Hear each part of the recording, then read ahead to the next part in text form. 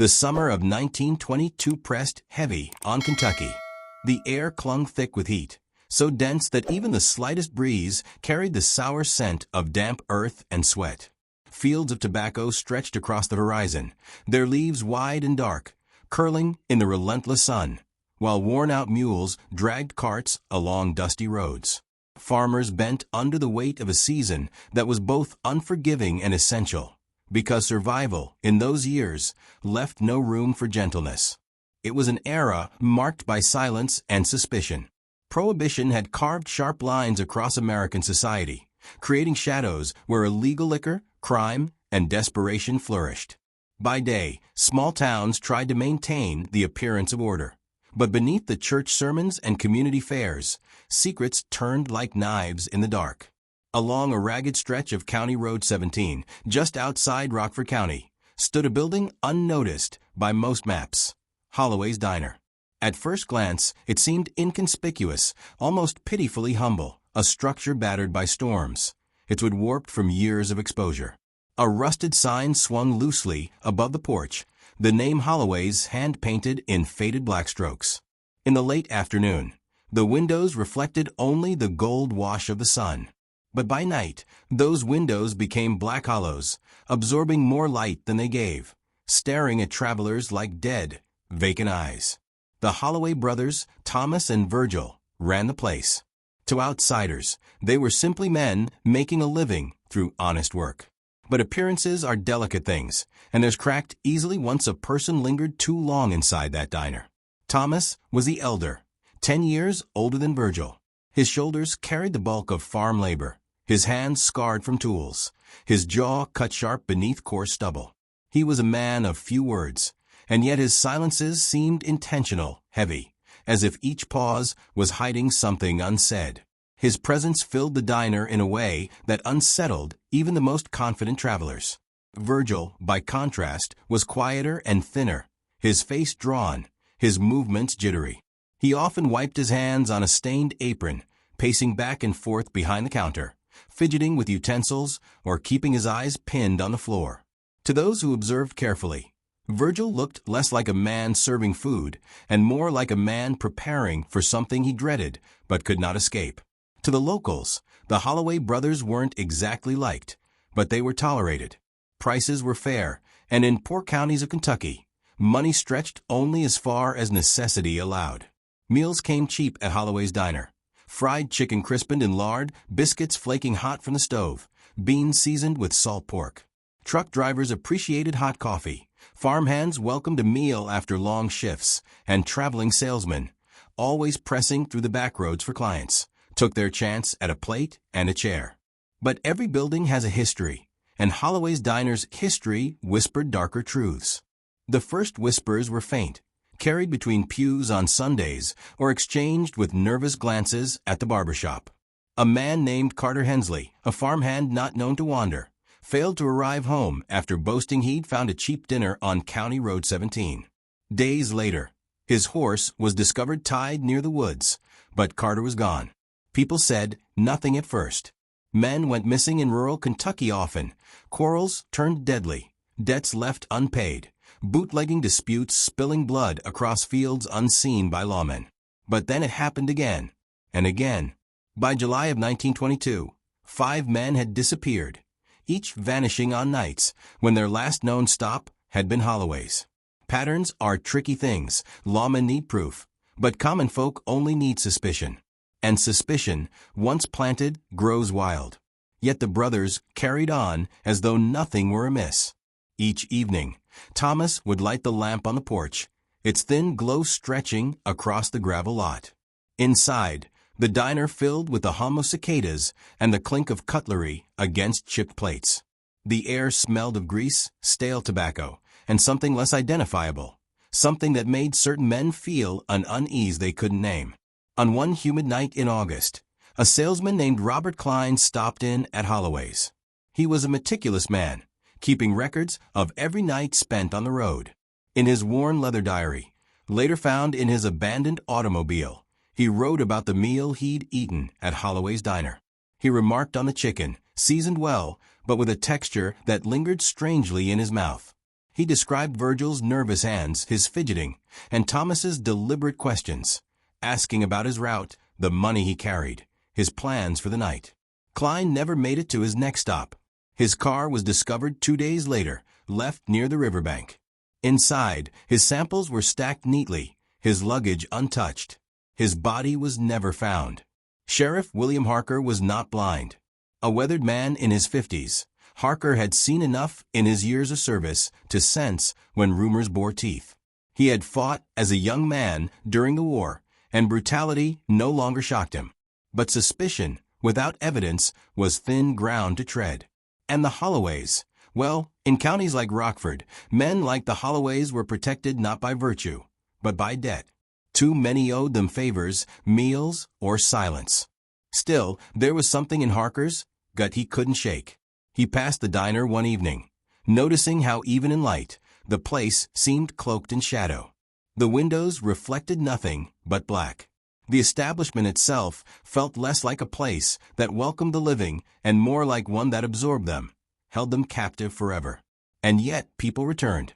Hungry men, tired men, men convinced a rumor could not feed their stomachs. Poverty often outweighed fear. But beneath the grease-stained aprons and the clatter of the diner, something darker simmered. Something the brothers had perfected, an art not of feeding, but of luring. The food was only the first step. What came after, no one could imagine. By the end of summer, Holloway's Diner was no longer just another roadside stop. It was becoming the center of a widening shadow. Soon, stories would spread beyond Rockford County, pulling more eyes, more questions, more suspicion toward the 2 men cooking suppers in a battered wooden shack. And by then, when the truth began to unravel, no one would mistake the Holloway brothers for simple country cooks again. Because they were serving more than meals. They had been serving something else entirely. By September of 1922, whispers had turned into murmurs, and murmurs into quiet suspicion. Rockford County was a place where violence was not rare, but when men disappeared without a trace, the absence left sharper scars than death. Death could be buried, mourned, and marked with a stone. But a disappearance, it was a wound that never closed, a silence that haunted families into the night. The Holloway Diner sat at the center of these absences.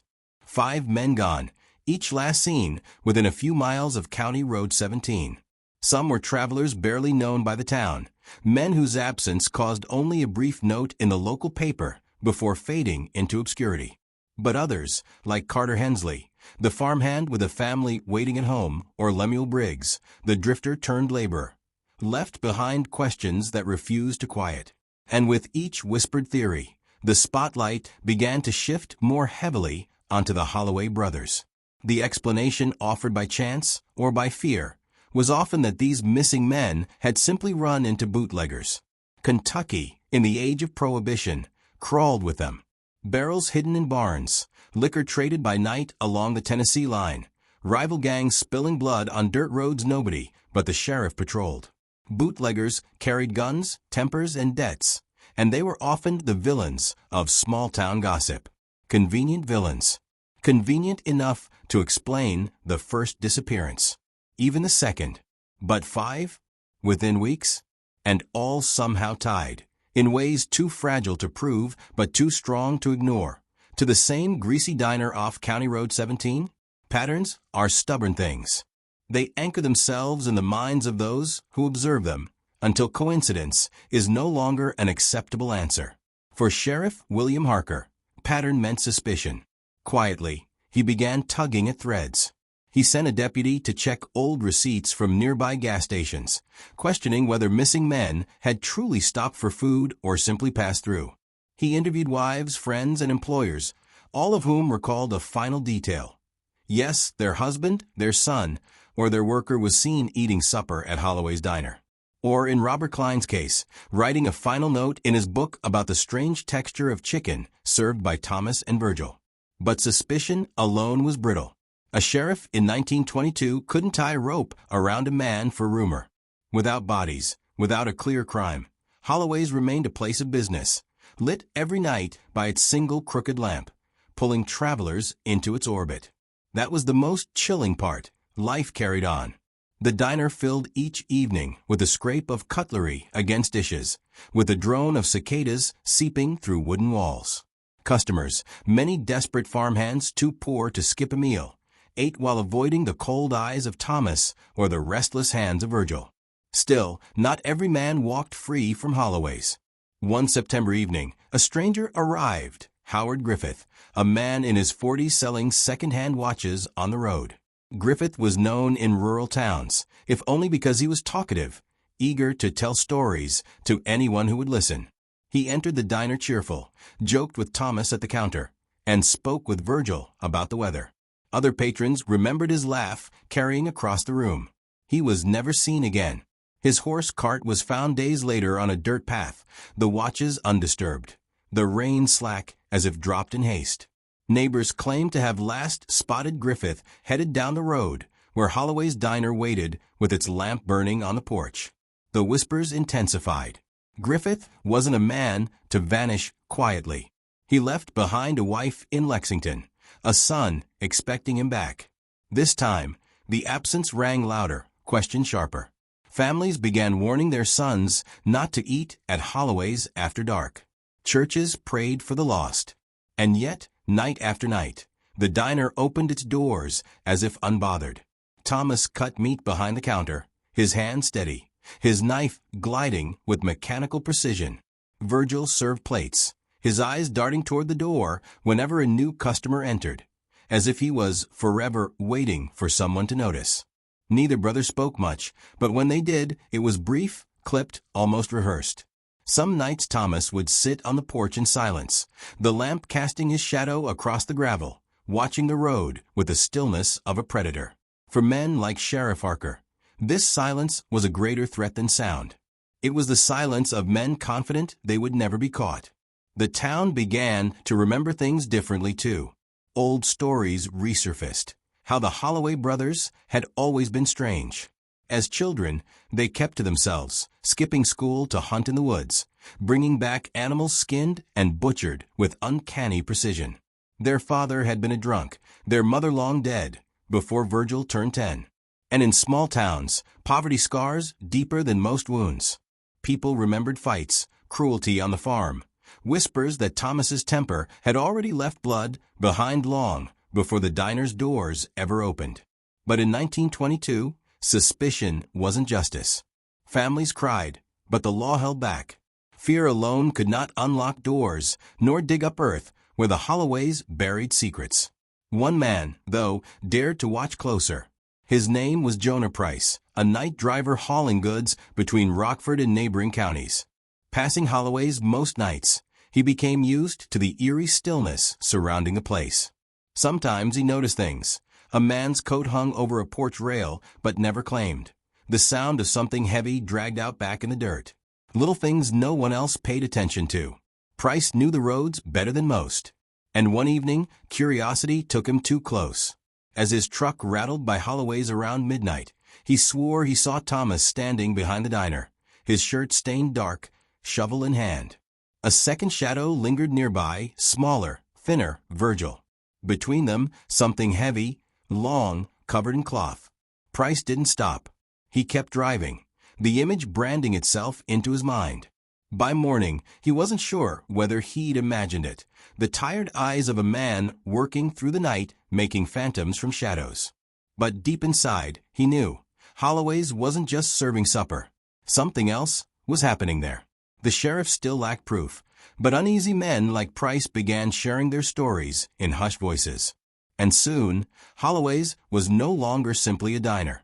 It was becoming a specter on the county's conscience, a black mark on Kentucky soil. Families prayed their sons would never stop there. But men kept vanishing, and the Holloway brothers kept serving, their meals warm, their silence colder than any autumn wind. Because whatever the Holloway brothers were feeding, it wasn't only hunger. It was something far grimmer. Sheriff William Harker had learned long ago that justice, especially in rural Kentucky, was a fragile thing. Paper laws meant little against blood ties, debts, and silence. Men could vanish and reappear in whispers, replaced by rumors strong enough to build legends and weak enough to keep juries blind. But the Holloway brothers, Thomas and Virgil, were beginning to crawl under his skin in a way no outlaw had in years. By the fall of 1922, their diner had already become the center of Rockford County's darkest talk. Yet each day, the building endured, not burned, not raided, not even boycotted. Its lamps still lit, its doors still open, as if nothing in the world could touch it. Harker began to think of the place constantly. He thought about it during morning coffee, about the faces of the missing men, about the way a neighborhood could point but never testify. He drove past the diner whenever possible, slowing his horse or patrol car on County Road 17, waiting for any sign out of place. The Holloway brothers, always calm, gave him nothing. Inside, the place smelled of grease and tobacco, the same as any other poor diner in Kentucky. The tables bore scratches deep enough to be mistaken for scars. The brothers moved in routine, Virgil drifting nervously behind the counter, Thomas moving with assurance, his knife steady against cuts of meat. Any outsider might see nothing more than country cooks. But Harker had been a soldier. He knew men who carried darkness inside them. He knew the way killers concealed themselves, in silence, in routine, in the small details that didn't quite fit. And in Holloway's, everything fit too tightly, too carefully, like a stage built for mistrust. The sheriff began visiting at night, quietly, never alone. He'd bring deputies, sit at tables, eat the food, observe. He wasn't above suspicioning his own plate, though he'd never admit it. The chicken was always crisp, the beans salty, portions generous. There was nothing openly strange, until you looked at the Holloways serving it. Virgil's eyes rarely met anyone's. He scratched at his arms, as if anxiety itself lived beneath his skin. He asked no questions of customers, moved as though afraid of staying in one place too long. Thomas, however, monitored every movement with calm confidence. He didn't smile like other men did. His lips would twitch upward, but his eyes remained dull, unblinking, almost predatory. He asked strangers questions that hovered just a shade too personal. Where you headed? What kind of work do you do? As if weighing each answer. The sheriff wrote these details in a small leather notebook he carried everywhere. But details weren't evidence. Evidence required something tangible. A body, a weapon, a confession.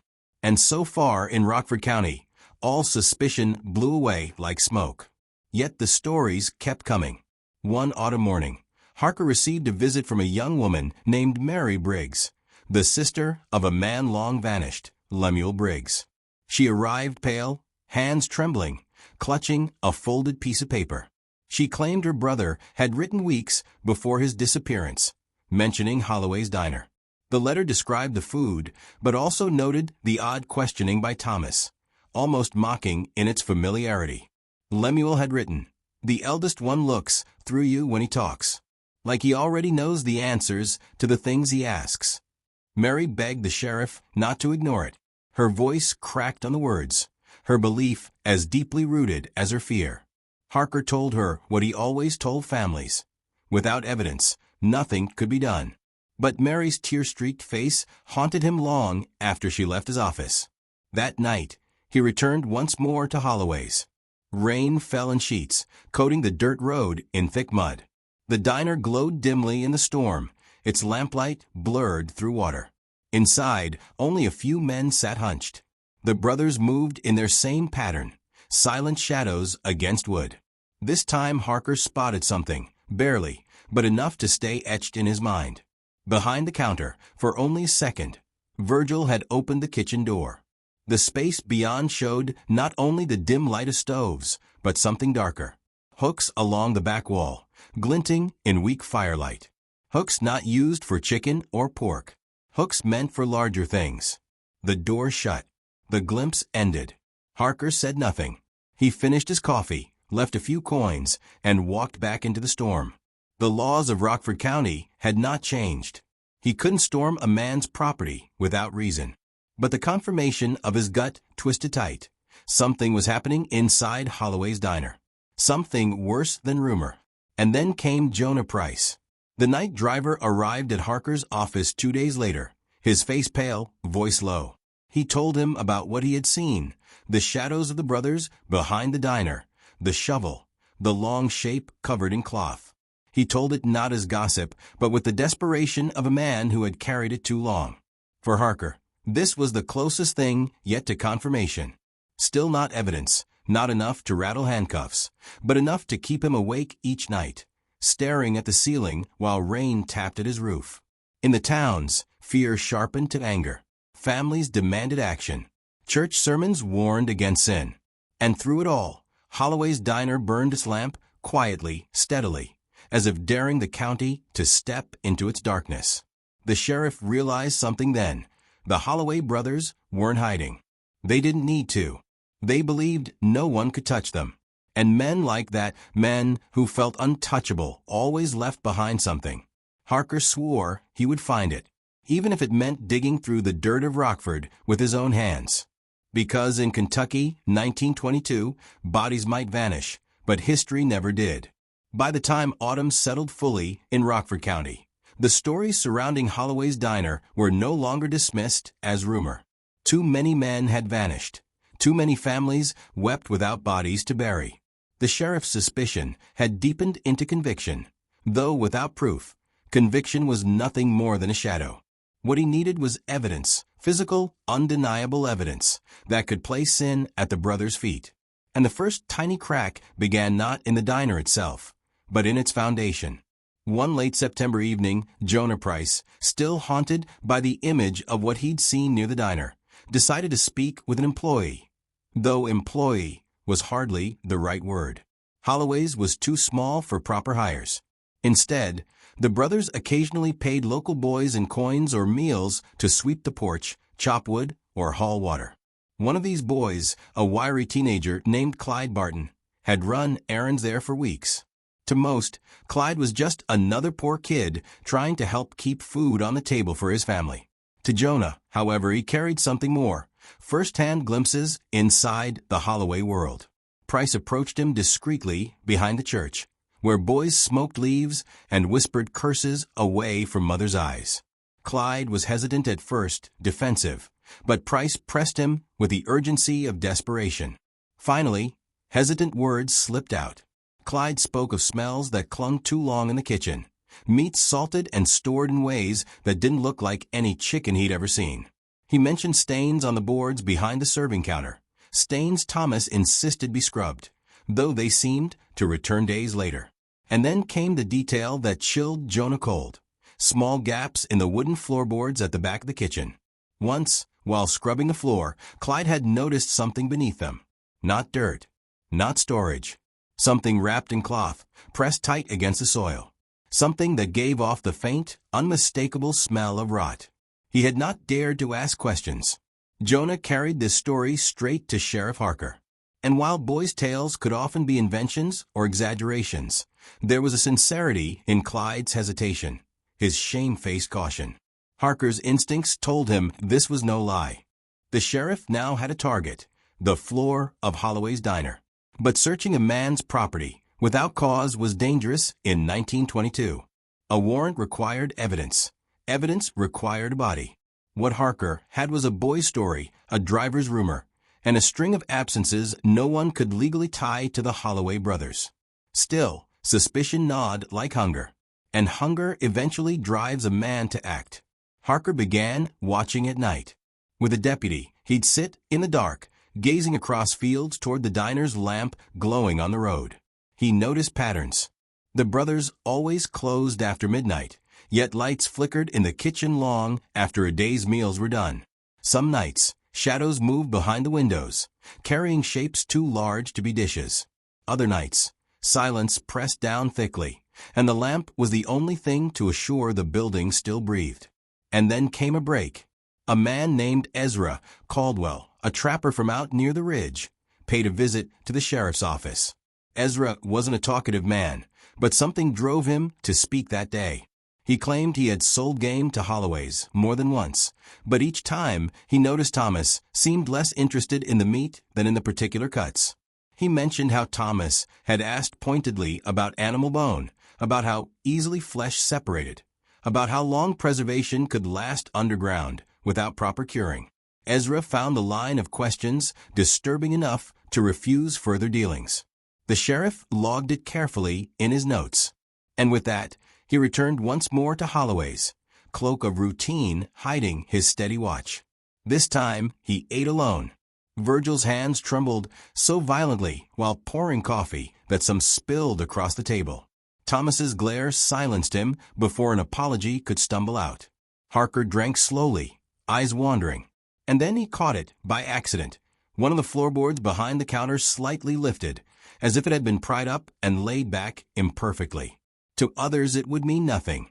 To Harker it was vindication. After leaving, he swore to return under cover of darkness. What the sheriff didn't know was that he wasn't the only one watching. Neighbors noticed strange wagons pulling up after hours, drivers rarely stepping inside, hauling sacks or wooden crates toward the kitchen door. No receipts, no introductions, just silent exchanges. And though everyone pretended not to see, fear made sure those observations spread quietly across the county. By October, Holloway's was no longer just a strange little diner. It was a place locals began to describe as cursed. Few dared to eat there at night. Some would even cross the dirt road, refusing to walk directly past it as if afraid its shadows might reach outward to snatch them. But still, the sheriff saw proof. On a moonless night, Sheriff Harker and Deputy Cole made their move. They waited until the diner had gone dark, until the lamp had been extinguished and silence beat against the windows. Skirting the back of the property, boots sunk in wet dirt, they tested the side door. It creaked softly and gave. Inside smelled like grease layered over something sourer, hints of decay hidden beneath fried food. They moved to the back. Harker's lantern cast trembling light over the kitchen. Hooks glistened against the wall. Ezra had been right. Some too high, too wide for simple chickens. And then the floor. The boards Clyde had described lay crooked in places. Kneeling, the sheriff dug fingers into the cracks, prying one loose. The smell struck immediately, faint but undeniable. Rot mixed with damp earth. He lowered the lantern. Beneath the wood wasn't storage. Wasn't anything except soil packed hard and fabric. A corner of cloth, dirty but unmistakably cloth. Deputy Cole swore under his breath. Something was buried here. Before they could dig further, the scrape of boot steps froze them. Thomas's voice broke the silence, low, commanding. "You boys care to explain what you're doing in my kitchen?" The sheriff turned slowly, lantern light casting long shadows across the room. Thomas stood in the doorway, Virgil behind him, pale and trembling. Thomas's hand rested on a cleaver still wet from use. His eyes were cold, colder than Harker had ever seen. At that moment, the sheriff knew the truth in his gut.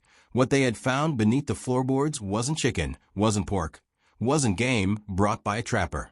It was the remains of men who never walked out of Holloway's. The Holloways had been serving more than supper. And now, Sheriff Harker stood face to face with them, caught between proof and survival. The air inside Holloway's kitchen tightened, as though every breath taken carried the edge of danger. Sheriff Harker stood frozen, crouched near the loose floorboard, his hand hovering just above the lantern. Deputy Cole was a pace behind him, tense as a coiled spring, his eyes darting between the cloth-stained soil beneath the planks and the man in the doorway. Thomas Holloway didn't move. He simply stood with that cleaver at his side, its blade glinting under the weak lamp. His expression was unreadable, steady as stone, lips drawn thin, eyes so cold they seemed almost empty. Behind him, Virgil's breathing echoed louder than the storm outside, shallow and panicked, hands twitching against his apron. For a long moment, there was no sound at all beyond the distant leak of water dripping in the diner's sink. Harker broke the silence. His voice carried calm, but beneath it lived steel. "You keeping anything under those boards, Thomas?" The elder Holloway's mouth twitched, not quite smiling. He didn't blink. He didn't move closer. When he finally spoke, it was low and deliberate. "Sheriff," he said, "this here is my property, my home, and ain't no law gives you the right to dig through it in the middle of the night." Harker straightened, though he didn't step away from the floor. His hand rested against the butt of his revolver, not yet drawing, but ready. "I go where law leads me," Harker replied. His eyes flicked briefly to Virgil, who swallowed hard, avoiding his gaze like a guilty dog. "And law leads me here." Cole shifted behind him, the tension in the room sparking like a live wire. For a few seconds, the three men stood locked in that narrow kitchen, the weight of history pressing down on all of them. On one side, two brothers who had built their lives not only on feeding travelers, but on a much darker sustenance. Men reduced to scraps beneath the boards. On the other, a sheriff carrying nothing but suspicion, courage, and the faint stink of rot crawling from the wood at his feet. Finally, Thomas stepped forward, slow and steady, each boot tapping against floorboards that groaned with secrets. He lowered the cleaver to the counter, not as surrender, but as a gesture sharpened with menace, as though to remind them he didn't need a weapon to lash out. "You think you know something," Thomas muttered, "but you don't know what you're meddling in.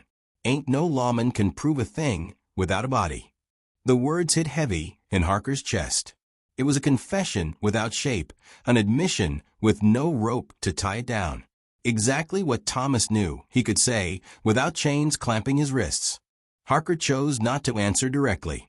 Instead, he shifted back to the floorboard, lowering the lantern again. The faint outline of cloth peeked through the soil, stained, frayed at the edges. That smell, the wet, unmistakable smell of human rot, rose stronger in the confined air. Cole's face paled. He half raised his handkerchief to block the stench. Virgil let out a whimper then, a sound strangled and desperate. His hands trembled violently before Thomas whipped him with a glance, silencing him immediately. It was that glance, sharp, commanding, cruel, that confirmed the sheriff's suspicion. Thomas was the head, the hand that guided every blade, while Virgil was the shadow who followed, feeble and scared, but always complicit. Harker let his voice cut the silence once more. "You've made a mistake leaving it so close to the floor. Easy to find. Easy enough to show the county what's going on here." Thomas leaned against the counter, posture unshaken. "You show him what? Some dirty cloth? Soil under my kitchen." He leaned forward, shadow across his face. "You bring in half the county down here, they'll laugh in your face. Less you drag a body out whole, Sheriff, all you got's gossip." The words burned true. Proof mattered. Rumor and instinct would never put these men behind iron. But Sheriff Harker was not the kind of man to fold under intimidation. He stepped toward Thomas, closing the space, letting the Holloway feel his defiance. "I'll find what you're hiding," he said slowly. Each word dropped like a hammer. "Might not be tonight. Might not be tomorrow. But sooner or later, what you buried here's coming back up. And when it does, so help me, you'll hang for it." For the first time in their exchange, Thomas blinked. A flicker, barely there, but real. Perhaps annoyance, perhaps recognition that Harker wasn't just another passerby to vanish into the diner's shadows. Virgil's whimpers cracked again, small threads of panic breaking free. Thomas snarled low under his breath, like a dog warning its own, and Virgil snapped quiet once more. Cole tugged Harker's sleeve gently then, a signal. "We can't fight them here, not without backup, not without preparation." Harker nodded, though his eyes never left Thomas's. Then, deliberately, he stepped backward, lantern raised, drawing himself and Cole away from the floor and toward the door. "We're done here tonight," Harker said, "but I'll be back." The words hung bitter in the kitchen as the two lawmen slipped past the Holloway brothers, out into the storm, into the open arms of the Kentucky night. The rain doused them immediately, cloaking their retreat down the dirt road, their boots squelching as they carried with them both relief and dread. Behind them, the diner loomed silent once more, its lamp relit, glowing unnaturally steady in the darkness. For Harker, the confrontation had confirmed everything. The Holloways were guilty. He had smelled it, seen it, touched it, though not yet enough to stand in a courtroom. Thomas had practically taunted him with the truth. Without a full body, law would never listen. And Thomas was right. But the sheriff would not stop. He would turn every nail of that diner upside down if it meant pulling justice from the dirt. Because beneath those floorboards, beneath that soil, lay the answers to every name in his notebook. And while the Holloway brothers thought themselves untouchable, History proved one thing: killers always left mistakes behind. And Sheriff Harker was now determined to dig deep enough to find them. Sheriff William Harker had not slept for 3 nights. Every time he closed his eyes, he saw it again: the crooked floorboard inside Holloway's diner, the foul breath of rot seeping into the air, and the way Thomas Holloway had stood there calm, cleaver in hand, as though daring him to call his bluff. Proof. That was all that mattered now. Without it, the Holloways would continue to breathe free, continue to feed travelers more than food, continue to bury beneath dirt what belonged in graves. But proof did not come easy. In 1922, Rockford County lacked the kind of forensics city police boasted about in newspapers. There were no experts to test soil, no teams to sweep crime scenes with gloves and cameras. Evidence meant something seen, touched, undeniable. A body lifted into daylight, bones carried into the courtroom. Without that, the Holloway brothers had immunity bought not by innocence, but by fear. Harker knew the community whispered, but whispers cut 2 ways. Some prayed the sheriff would bring justice. Others feared drawing too near to the Holloways at all, afraid that silence was safer than truth. So Harker chose secrecy. If he was going to unearth what lay beneath Holloways, it had to be done without the brothers watching. Because men like Thomas didn't bluff. His steady eyes proved he was a man who'd kill the moment law trampled too far into his territory. The plan formed in grim silence. He chose only 2 to accompany him: Deputy Cole, loyal despite his nerves, and Jonah Price, the night driver whose testimony had already etched itself in the sheriff's conviction. Jonah wasn't law, but his eyes had seen more than most would admit, and he carried the kind of desperation that turned fear into action. They waited until a moonless night in October, when storms had passed and silence claimed Rockford. The diner, as always, sat quiet on County Road 17, its lamp extinguished, windows black. The 3 figures approached like shadows themselves, boots sinking into damp earth. Inside, the kitchen loomed as before, hooks glinting faintly, the counters still stained from suppers past. They moved toward the back, where floorboards lay loose. Cole steadied the lantern, its faint orange glow flickering across the wood. Harker pried up the first board, knuckles white, the scrape echoing like thunder in the silence. The stench hit at once, this time sharper, fresher than when he'd only glimpsed. Soil clung damp to the cloth buried beneath. Harker tugged carefully, revealing folds of fabric stained dark, wrapped tight around something solid. He pulled, hand trembling, until the shape came free. It was bone. Not chicken bone, not hog bone. Longer. Human. Cole turned pale, biting back bile. Jonah stumbled back, clutching his mouth, whispering prayers. The sheriff held it under the lantern. An arm bone, broken jaggedly near the elbow. "God help us," Cole breathed. Harker's jaw clenched. This was proof. They dug further, breaking through more dirt, pulling more cloth, more pieces. Within minutes, fragments of a man's skeleton lay above the floor, unmistakably human. A boot half-rotted clung still to 1 foot, leather stiff with time. Names ran through Harker's mind like a list. Briggs, Hensley, Klein, Griffith. Which one was this? He couldn't say. Not yet. But the earth was speaking at last. They covered their tracks quickly, wrapping bones in spare sacks Jonah had brought. By dawn, the evidence sat locked in the sheriff's office, hidden deep until court could be called. For the first time in months, Harker felt the crushing weight of suspicion shift toward certainty. The Holloway brothers had killed. The diner was their hunting ground, their trap.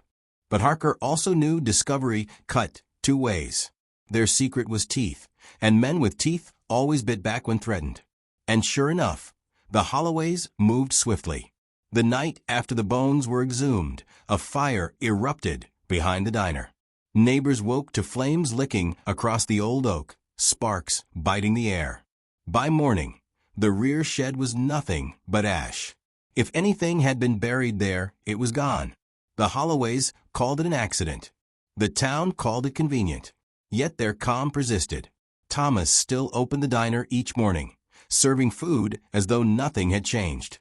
Virgil still shook with nerves, eyes darting like insects under light. But careful eyes noticed something more. The brothers watched the sheriff openly now, unflinching, as though awaiting his move.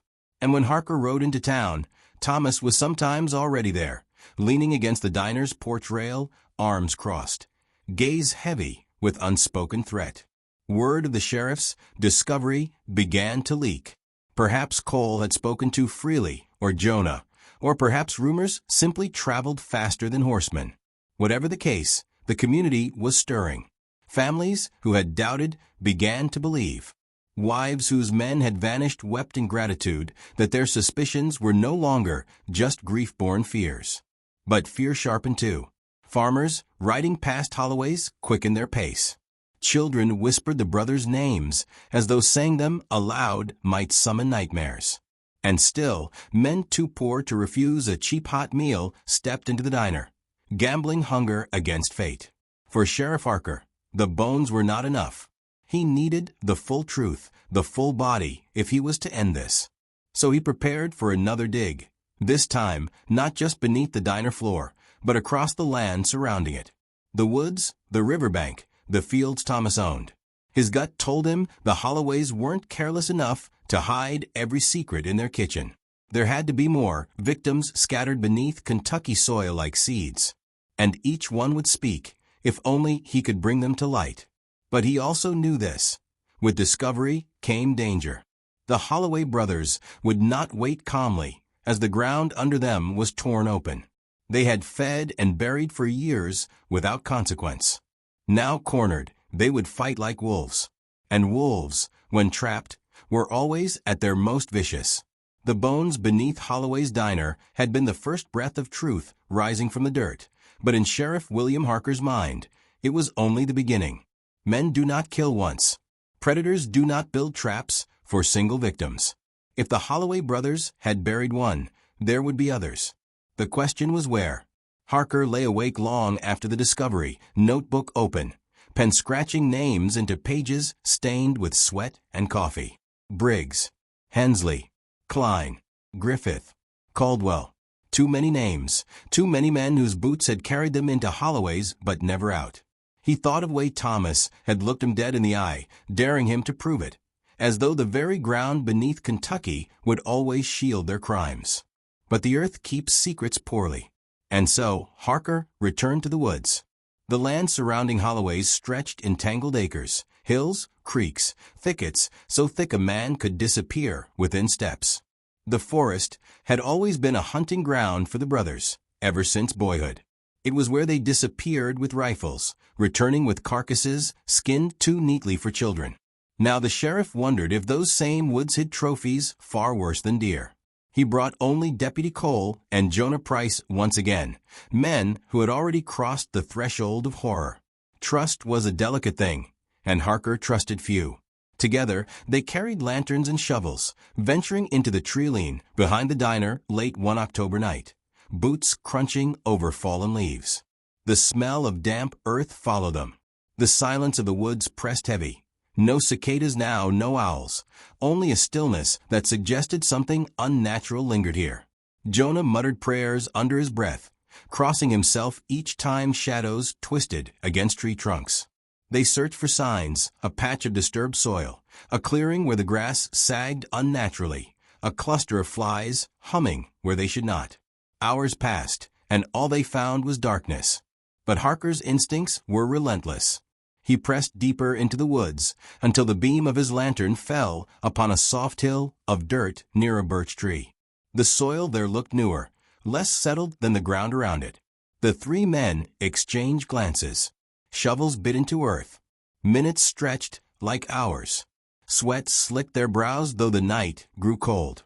And then Cole's shovel struck something hard.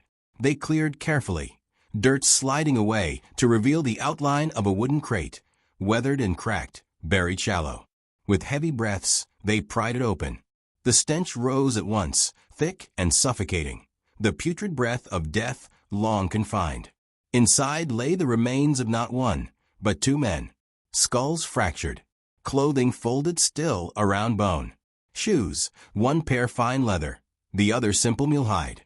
Two men of different worlds drawn together, ending in the same grave. Jonah turned away, retching into the grass. Cole muttered, voice trembling, "Lord have mercy." But Harker only stared, jaw clenched, his pen of justice writing silently in the night. He knew these victims now had names, families, histories. He knew proving this would change Rockford County forever. They marked the site, sealed what they could, and pressed onward. By dawn, they had uncovered 3 burial sites within half a mile of the diner. Some shallow, some deep. Some carrying single victims, others multiple. All told, bones of at least 6 men pulled from the earth before exhaustion forced them back. This was more than murder. This was a system, a machine of death hiding in plain sight behind the thin veil of fried chicken and biscuits. When Harker sat in his office later that morning, lantern still burning, the sight of bone fragments laid neatly upon his desk, he felt the scale heavy on his shoulders. Rockford Sheriff had uncovered not just a killing, but a killing ground. The Holloway brothers weren't simply violent men. They were predators, careful, cunning, organized. And with each body unearthed, suspicion transformed into undeniable truth. But truth had a cost. The sheriff knew it each time he passed the diner in daylight. Thomas still stood on the porch, arms folded, eyes fixed on him, without flinch or fear. Virgil trembled always, but beneath his nervous exterior flickered something worse. The obedience of a man bound to darkness, too weak to stop it, too guilty to escape it. The Holloways weren't blind to the sheriff's digging. They knew. They could feel the ground shifting beneath their feet. And killers backed against the wall don't submit quietly. They lash out. The community began to feel it first. Strange accidents unfolded. Barns near town set aflame, belonging to families who had spoken too loudly against the diner. Chickens slaughtered in pens, crops poisoned, threats whispered on porches late at night. Whoever carried out these acts did so quietly, but the town needed no proof to know where the menace originated. The Holloways were fighting back, not with the law, but with fear. And fear, in Rockford County, spread faster than fire. Yet even as the town wavered, Harker felt something else growing. Resolve. Families of the missing clung to him now, eyes pleading, desperate for justice. Church sermons turned into warnings against sin, their preachers describing Holloway's diner as a modern-day hell. The more bodies he unearthed, the heavier the noose tightened around the brothers' necks. And Thomas knew it. The sheriff saw it in the way Thomas looked at him across dirt roads, less smug than before, more calculating. Virgil cracked at the seams, his nervous twitches worsening, his voice faltering as if confession waged war inside him. The diner no longer looked the same, either. What once seemed merely shabby now glimmered with menace, its lamplight gaudy, its walls sagging like the shell of something rotten. Each passerby turned their eyes away, unable to face what they suspected lived inside. But the evidence was rising. The earth itself was betraying the Holloways. And Sheriff William Harker knew his next step would be the most dangerous yet. Because if he kept digging, he would uncover the full weight of the Holloway murders. And once truth is unearthed, there is no putting it back into silence. The earth had spoken, and Rockford could no longer pretend not to hear. Sheriff Harker's private digs in the woods surrounding Holloways revealed bones no rumor could deny. Though the evidence was still hidden from the courtroom, word traveled the way it always does in small towns. Fast, distorted, but sharp enough to cut through silence. The Holloway brothers had become the subject of every whispered conversation, every glance traded across pews on Sunday mornings. Yet in the shadows of barns and behind shop counters, a new tension brewed. Because knowing the truth, or at least believing it, did not bring unity. It carved the town in two.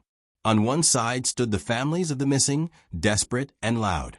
They clung to Sheriff Harker with wide, pleading eyes, urging him to march straight into Holloway's and drag the brothers out by their necks. They wanted justice, swift and public, bodies dug up and counted, coffins laid with names so that grief could finally sit in a proper grave. On the other side, quieter but no less forceful, were those who counseled silence. For them, survival meant looking away. Men who still ate at Holloway's muttered that the sheriff was chasing superstition. Others whispered that digging into the brothers' business was simply dangerous. A handful even muttered that the Holloways weren't bad for the county. They fed travelers, gave boys work, and besides, bootleggers caused more death than any diner. Why poke the wolves when you could walk another road? In Rockford, fear was louder than justice, and Thomas Holloway knew it. By early November, Thomas leaned fully into intimidation. He stood longer on the porch of the diner, arms folded as wagons passed, making eye contact with every man too scared to hold it. Virgil remained the weaker shadow, nervous eyes, trembling voice. But Thomas was the wall, the unblinking presence that told the county, "We are still here, and no law can touch us." And it worked. Families spoke behind closed doors, but most avoided the subject in public. Shopkeepers stopped mentioning the missing. Pastors muttered warnings, but never used the brothers' names from the pulpit. The diner itself remained open, food cheap enough for poor folk to risk silence over starvation. But still, death could not be buried forever. Small acts of rebellion sparked across the county. Men refused to let their sons take odd jobs for the Holloways. Women told their children to cross the road rather than walk in front of the diner. Rumors spread of travelers quietly warned away by townsfolk, steered clear of County Road 17 with desperate nods. For Sheriff Harker, the divide was salt in an open wound. He needed unity behind him if he was to bring down Holloways, but unity was fragile in places where fear and hunger weighed heavy. More than once, he caught wind of townsfolk accusing him of stirring panic, of making enemies where peace might have survived had he left the brothers alone. Yet the bones in his evidence, Sack told another story. The Holloways were beyond peace, beyond pardon. They had killed, and they would kill again, so long as Rockford looked away. Jonah Price felt it too. Once merely a night driver, Jonah now carried the mantle of a witness, a man whose testimony could mean the rope for Thomas and Virgil. But Jonah's nerves were cracking. He confessed to the sheriff that he felt eyes on him constantly, that every time he drove past the diner, he feared Thomas would step into the road with a rifle. His voice shook when he admitted his wife begged him nightly to leave the county before it was too late. "Don't matter where I go," Jonah whispered one evening, staring at the dirt floor of the jailhouse. "Them Holloways'll follow. They don't forget, Sheriff. You know that. They don't forget." Harker placed a hand on his shoulder, though his own voice betrayed the doubt pressing heavy in his chest. "They can't scare the truth out of us. If we break, they win." But even Harker felt it, the weight of Thomas's stare, the quiet menace of a man who believed the county belonged to him, and who might, in some ways, be right. The sheriff's office soon became a fortress of silence. Evidence was kept locked in his desk, key guarded night and day. Cole barely spoke outside those walls, his nerves wearing thin. Jonah refused to sleep at home, keeping his truck close as if the road was his only safety. Meanwhile, Rockford County lines began to attract strangers, reporters sniffing rumors of a death diner in Kentucky, a story too salacious to ignore in the Prohibition era. Most were turned away by locals, too ashamed to speak openly. But gossip made its way nonetheless, stirring curiosity well beyond state borders. Thomas hated it. Harker could see it in his stone-cut face. Virgil flinched at every mention, but Thomas burned with anger at the loss of control. Power in small towns feeds on silence, and silence was breaking. That was when the threats began. Anonymous notes appeared on the sheriff's desk, scrawled in jagged handwriting. "Stop digging. Leave it buried." Windows were shattered at night, rocks hurled through panes marked with crude drawings of coffins. At Jonah's home, his chicken coop was found gutted one morning, blood painted on the walls like a message. Yet still, fear kept the county in a chokehold. Some urged the sheriff to let it go. "You'll bring ruin on all of us, Harker," one farmer muttered in the general store. "Better a diner stays open than widows left widowed again." But for every man who begged silence, another whispered courage. Women pleaded for their sons' remains. Children asked why their fathers never came home. Preachers, careful at first, began to break, naming sin where it lived, even if only to cloak the Holloways' faces in allegory from a pulpit. By November's end, Rockford was torn nearly even. Half the town cowered behind fear, half pushed for action. And in the middle stood Sheriff Harker, bones in his desk, eyes that hadn't known sleep in weeks, watching as the diner kept serving food as though its walls weren't rotten with the dead. The county was at a breaking point, and so were the Holloway brothers, because killers who feel the ground shifting beneath them never stay still. They move, they strike, they lash out. And deep inside, Sheriff Harker knew Rockford's silence couldn't last much longer. Justice or blood would soon spill down County Road 17. The only question was whose blood, and whether the truth could finally devour the men who had been feeding on silence for years.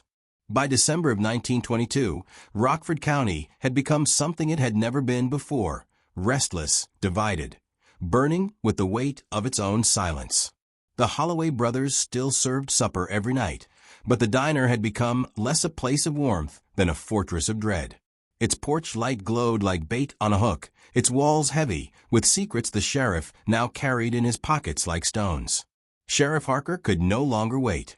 The bodies unearthed in the woods were proof enough, and though lawyers someday might argue that bones without names carried softer weight in a courtroom, he knew the county would never forgive him if he allowed another man to vanish. Every day he delayed was another name written in grief. So he planned the siege. It was nothing official, no grand declaration. In 1922, sheriffs did not call press conferences or issue warrants broad as the sky. What they did was gather their men, polish their guns, and march where justice pointed them. Harker chose carefully Deputy Cole, still loyal despite his faltering nerves, and 3 other men sworn by oath and steel. Jonah Price refused to be left behind. Though not law, he demanded to stand witness to the end of what had destroyed his nights of peace. They met in silence on the final Sunday of the year, pale sun dying behind gray clouds. The plan was simple: ride out after dark, surround the diner, cut the brothers off, and drag whatever truth lay beneath its floorboards into daylight. No more whispers, no more secrets.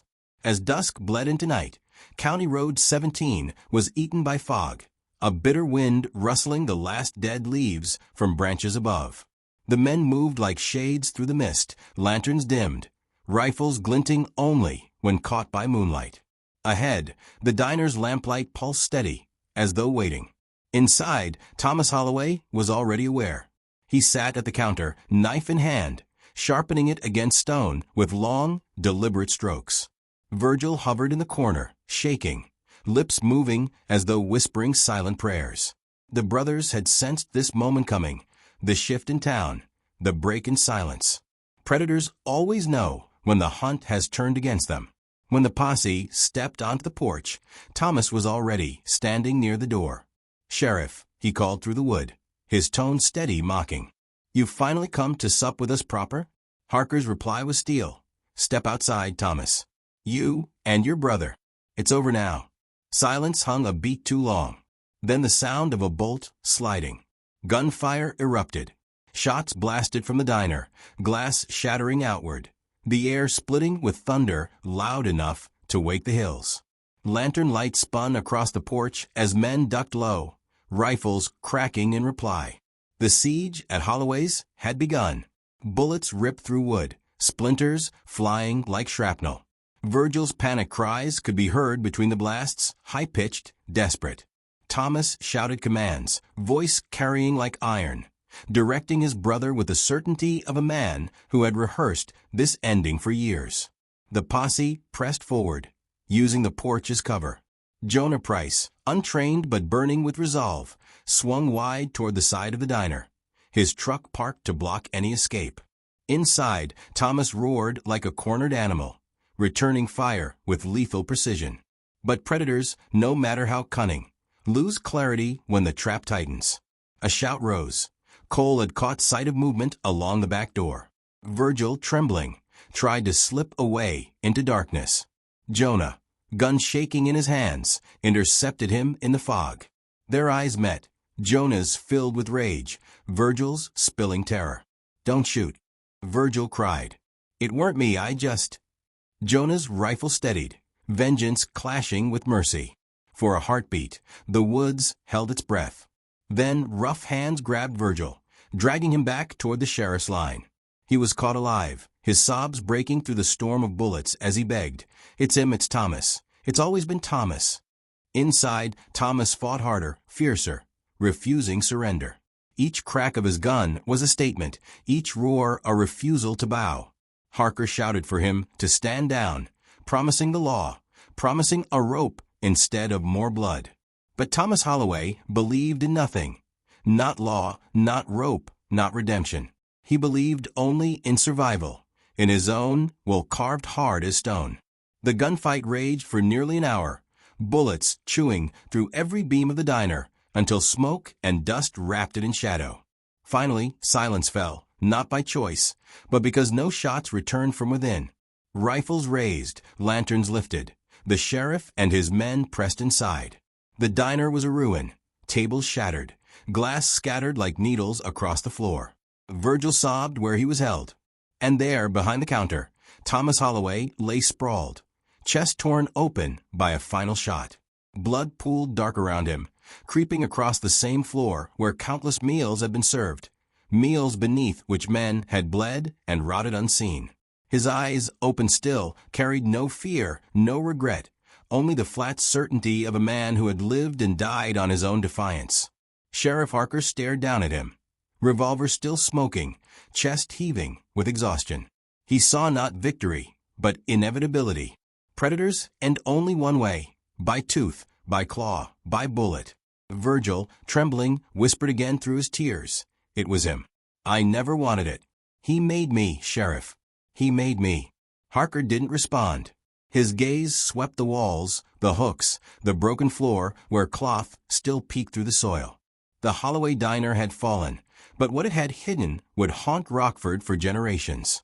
Outside, townsfolk began to gather, drawn by gunfire and smoke. Faces pale, voices hushed, they watched as Thomas's body was dragged out onto the porch. Children peered from behind mothers' skirts, wide-eyed at the sight of the man whose shadow had hung over their county for years. The Holloway name would never again be spoken with silence. But the price had been blood, fire, and fear, drawn here, settled here, ending here on County Road 17. The siege had ended. Justice, however, was only beginning. When the gun smoke cleared and Thomas Holloway's body cooled on the porch of the diner, Rockford County exhaled, for the first time in years. The siege was over, the predator dead. But as the sheriff stood over the broken shell of Holloway's diner, lantern light creeping across bullet-riddled walls and stained floorboards, he knew the story wasn't done. Not yet. Because Thomas was gone, but Virgil still lived. And living men must face the law. Virgil Holloway was dragged into town that winter night half-conscious, covered in dirt and fear, his sobs breaking into confessions no one had asked for. In the sheriff's jail, he curled himself small, muttering of his brother like a child mutters of a nightmare. "It weren't me, he made me. I just did what he said." The county wasn't so forgiving. To them, Holloway was Holloway, and guilt spread through blood as much as deed. Families of the missing pressed at the jailhouse door, demanding Virgil hang beside his brother. Angry men shouted curses.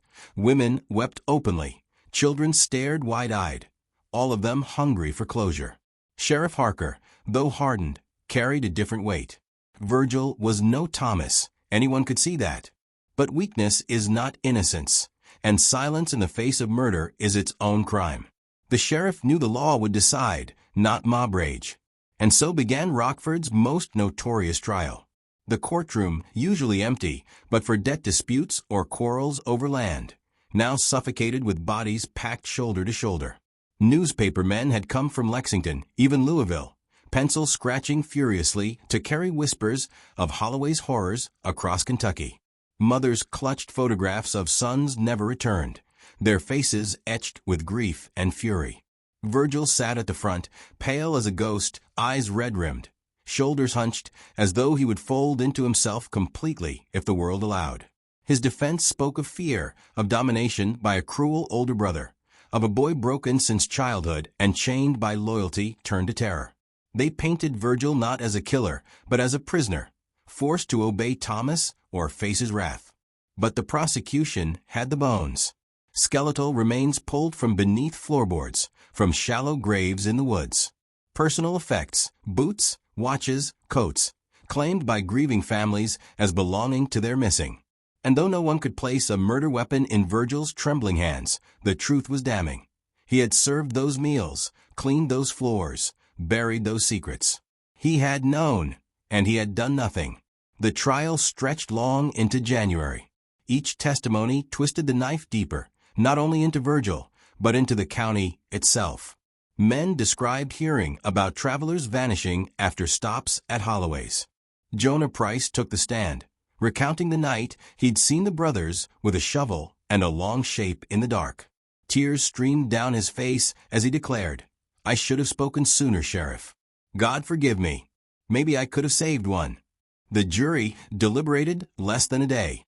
Their verdict, guilty of accessory to murder. The penalty, life imprisonment. When the sentence was read, the courtroom shook with noise. Some satisfied, others enraged that the rope had been spared. Virgil collapsed into sobs, a man broken long before the gavel struck.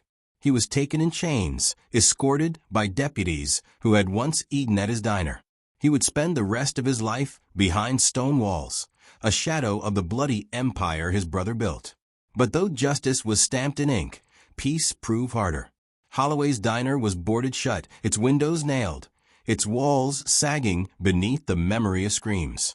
No one would buy the property, no farmer willing to work soil that had fed on men.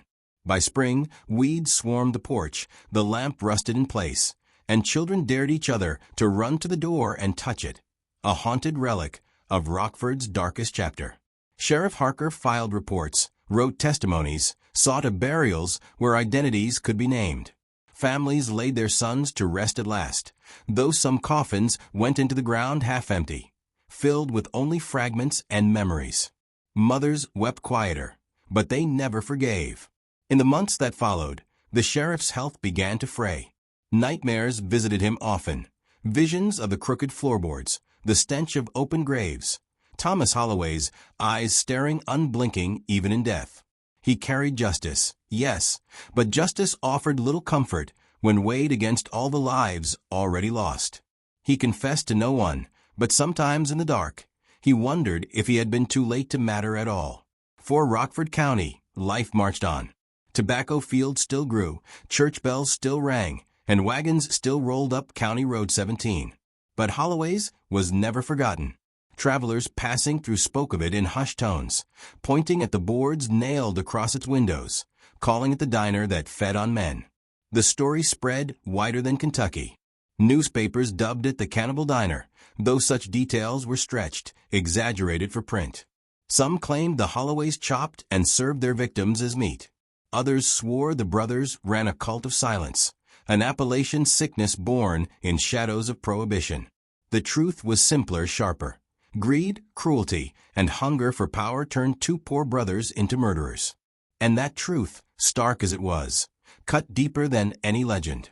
In the end, Thomas Holloway died with a bullet through his chest and a sneer still etched into his lips.